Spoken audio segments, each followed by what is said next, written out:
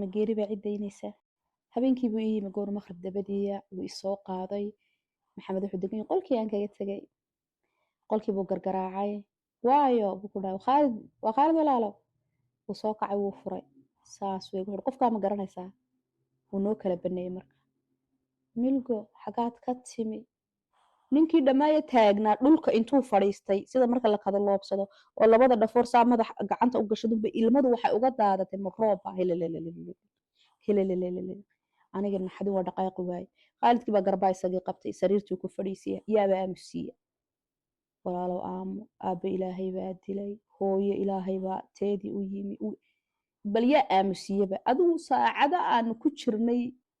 murug iyo iska dul ooyil maca khaalidkii nagu daray carruurtii kale markaa guriga weli way ka maqan tahay labadii wiila kale ciyaalkii yaryaraa way maqanaayeen markii dambe yimaadeen iyagana gaar baan idinkaga sheekayn doona adigu markii dambe wuxuu yiri waxaan aad uga sii waayay markaan saa ku arkay aabbahay hooyada baan xasuustay waxaan kaloo xasuustay noloshaydii luntay waxaa noloshaydii mar qurana waad luntay bal qof dhan oo nool oo noloshiisii uu noolaan lahaa luntay ka waran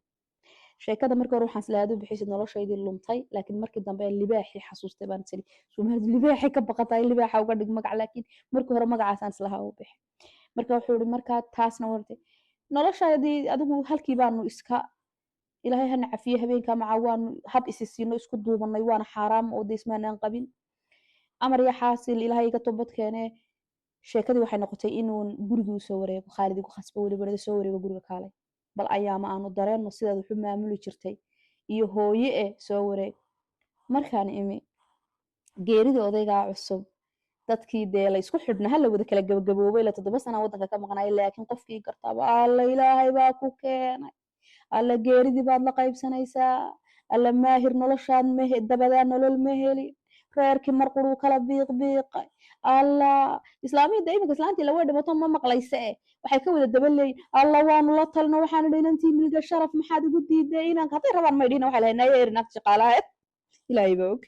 amar ya xaasil geeridii halkii anigii baaba noqday islaantii guriga soo geeridii waanu ka baxnay si wada jiraan uga baxnay maxamed wuu ladnaaday because cidla kamaan dhiginay intaa waan garab taagnaa waan isu soo wada caafimaadnay aniga qudhayda wallahi way saamaysay la geeridaasi iyo maxamed maahiro xaaladaan weligay ku arkay xaaladaan weligay ku arkay nooc uu noqday waxaan gaadhnay heeraan adigu ciyaalkii yaryaraa oo waaweynaaday alla hooyaday baa mar labaad soo laabatay tuu ii garan waayay wiilkii laakiin gabadhu way ii garatay because markaan wadanka ka tagay gabadhu 8 jir 9 jir meelahaas ay noqonaysa amar ya xaasil reer dambe isku duuban yaanu sidii dib ugu noqonay wiilkii yaraa gabadh baa loo meheriyay meherkii baan ka qayb qaatay intii maamuleysay aniga ay ahayd wiilkii kale wuu aroostay muddo kadib gabadhu u mehersanayd markii anigu isagoo jaamacadda dhamaynaya aan ka tegay isagana arooskiisa anaa islaan ka ahaa sababtuna waxa weeyaan family maamadu ka soo jeediye family odigu ka soo jeediye labadu waxa dad qurbaha ku badan oo wadanka ehel wuu joogay laakiin eheladu runta ahayd badankoodu way maqnaayeen arooskaasna wuu noo dhacay si qurux badan buu noogu dhacay gurigan aan deganay laftarkiisa arooska la soo dajiyay guriga guri aad u weyn inan reerka ay cid u xisu yihiin oo dabaday timi iyo anigoo qol wada degnayba oo inta qol gaara laysiiyay baan war anigu cid la degimaayo qolkan aan degay markii dambana gabadhaydii yarid bay ila soo degtay iyadoo yar ila seexan jirtay aniga gabadha yar baa qol wada degnay inanta shaqaalina qol bay degnay shaqaala ma inantaasina qol bay degnay inanta shaqaali way ka caraabi jirtay reerka adigu guri aad u badan badan buu habad badan 9 qola marka reerkii halgan la dajiyay de gabadha mas'uuliyad baa ku saaran baan ku uri anigu reerka ma baahiye laakiin waa laabanaya anigu reerka mas'uuliyad baa ku saaran waxay tiri sheekadaada in badan baa iiga sheekeeyeen kan alla muxuu ku amaanay muxuu iiga ka sheekeeyay maalmo saad u badbaadisay hooyo uga qarisay aabbo uga qarisay yaa qof aad ugu qaaliya reerkan ahayd ina yaro wanaagsan bahed ma sha Allah yaan waxaan waan laabanaya laakiin maxamed wuxuu dhahay inagoo aan iskuulsan bad laabanaysa waxaan idhi markaa anigu aan laabto oo bal aan dib u soo noqdo Khaalid markaa wuxuu yiri laabashadee sawirkaagan maca airport-ka dhigay maca istabaha magaalada looga baxo ama isbeerooyinka waxaan dhahay gabadhaasi waa tuugo 10 milyan bay soo xaday qabta halka ku aragta marka jeelka lagu ku xidhay ara ku soo damiinanay si aan isugu kiir bihiriyo bixin maxayade wallahi billahi talaayad meedo dhaqaaqaysa jirin oday isaga u adeerahaayon ku odhan jiray marbu iglan ka yimi gurigoon isku soo gaadhnaa isaguna yimi oo aroosyada kasoo qayb galayo odayga wuxuu dhahay aabbo hebel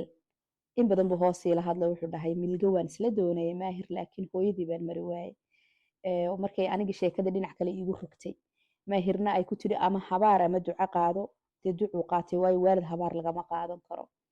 laakiin inankaa qalbigiisu inantii kamuu soo hadhin inankaa qalbigiisu inantii kamuu soo hadhin inankii sidaan ku aqaanay maaha wax weyn baa ka qaldan de waa kaas maanta mar haddii ilahay ku keenay aabbahaa baynu wada raadinayna waxaan ku dhahay sababtaanu imiba iminka waxayd inaan aabbahay raadiyo oo aan usoo guriya noqday majooratigeedu laakiin mashaqo kalaa ila kulantay oo anigan dee geeri iyo wax dhexda kaga soo dhacay iyo dee markii dambena aroosyo iyo hawlo laakiin muhiimadan iminka u socday waxayd inaan reerka iyaga iyo walaaladay iyo aabbahay ka wardoono marka wuxuu dhahay waa sax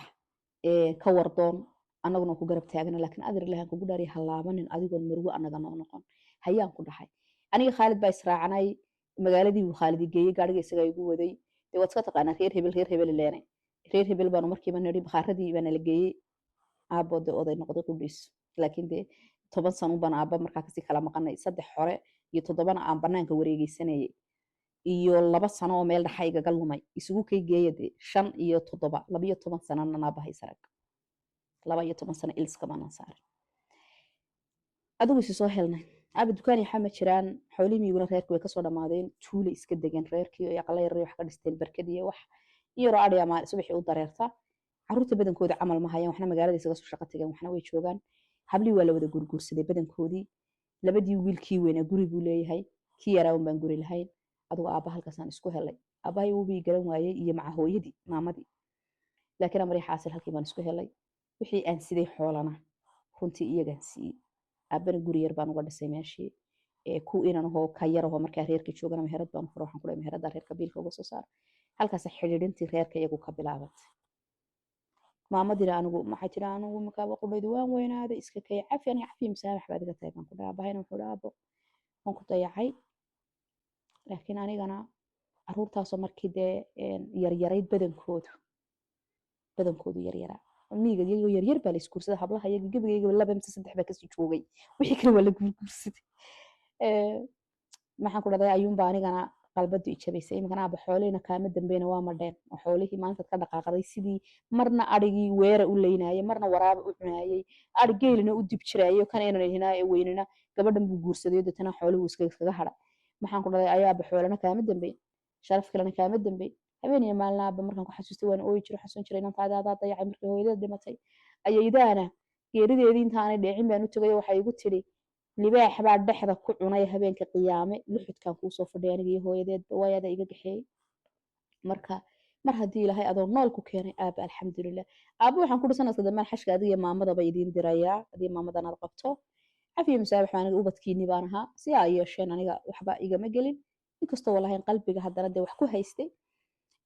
de waa ku kaas marka waxaan ku dhahay aaba hooyadii baan riyo ku arkaya markasta riya iigu imaanaysaa marka